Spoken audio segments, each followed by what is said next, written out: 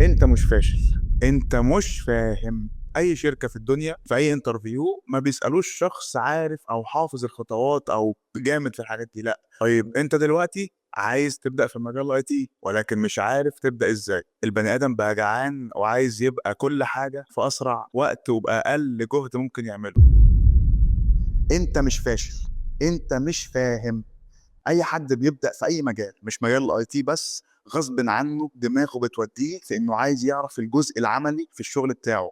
زي مثلا ازاي احل مشكله الرامات مثلا في الكمبيوتر، او ازاي اعمل كونفيجريشن للسويتش وبرمجه، ازاي انقل الملفات من جهاز لجهاز. بس بينسى اهم حاجه، الا وهي الاساسيات، الا وهي الفكر نفسه، الا وهي الديزاين والترابل شوتنج. ازاي ابني السيستم او ابني جهاز كمبيوتر او ابني الشبكه اللي تخدم وتاسس وتلبي كل احتياجات ومتطلبات الشركه اللي هو شغال فيها. وتاني اهم حاجه، ازاي اعمل ترابل شوت، ازاي احل المشاكل لما تحصل في الشبكه بتاعتي او في اجهزه الكمبيوتر بتاعتي.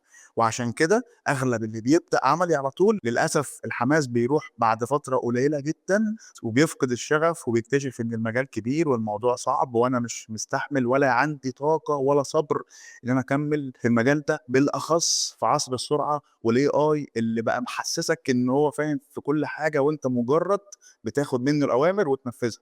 لا، الوضع علشان تبقى ماشي بيه بشكل مظبوط وبشكل صح، مش في مجال الاي تي بس، في اي حاجه.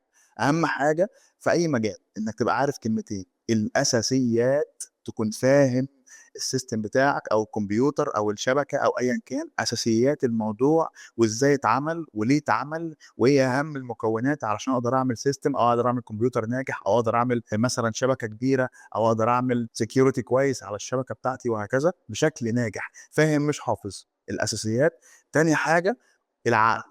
ازاي افكر في اتخاذ القرار، ازاي افكر وانا بحل مشكلة، ايه المعطيات او ايه البروسيجر او ايه هي الخطوات اللي امشي عليها عشان اطلع برأي او بوجهة نظر صحيحة اقدر انفذها فتحل لي مشكلة، او ابتكر بيها طريقه مختلفه اقدر افكر واقدر احل بيها بشكل مختلف وهكذا. تعال الاول نتكلم في ان انت علشان تشتغل اصلا في مجال اي تي في وظائف كتيره قوي، ولكن اول سلمه او اول وظيفه هتاخدها وهتبدا فيها واسمها اي تي هيلب ديسك او اي تي تكنيكال سبورت. طب علشان اشتغلها زي ما اتفقنا لازم اكون عارف الاساسيات بتاعت الاي تي، يعني ايه اصلا اي تي وليه اتعمل ووظيفته ايه وانا بساعد الشركات في ايه، بحل لهم مشاكل ايه. فعلشان اقدر احقق الاساسيات دي كلها وابقى فاهم واشتغل على طول لازم اكون عارف اساسيات الكمبيوتر واساسيات الشبكات واساسيات السكيورتي وكمان اشهر المشاكل اللي اي موظف في اي شركه بيعملها، وانت على طول كاي تي ديسك تروح تحلها له عشان تخليه يكمل الشغل بشكل اسرع.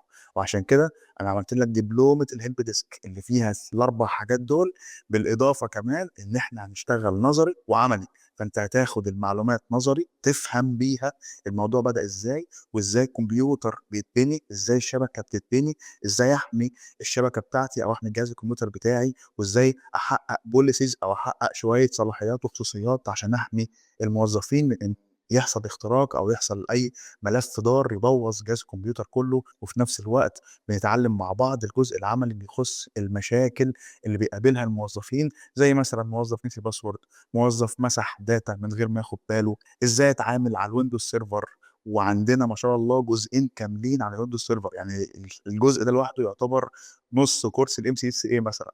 ازاي تحل اغلب مشاكل الكمبيوتر اللي ليها علاقه بالسي بي يو والرامات والهارد والاس اس دي والحاجات دي كلها. الدبلومه بمجرد ما تخلصها ان شاء الله هيبقى معاك الجزء النظري والعملي ومعاك كمان الخبره، وتقدر بعدها تقدم في اي وظيفه قائد البديسك، وساعتها اقول لك مبروك على اول وظيفه ليك في مجال الاي تي. انت دلوقتي معاك الاساسيات وفاهم، هتعرف لوحدك تكمل الطريق. رقم الواتساب لو عايز تعرف كل تفاصيل الدبلومه. لحد هنا وكفايه، ما تنساش صلي على النبي. واوعى تنسى، انت مش فاشل، انت بس مش فاهم. السلام عليكم.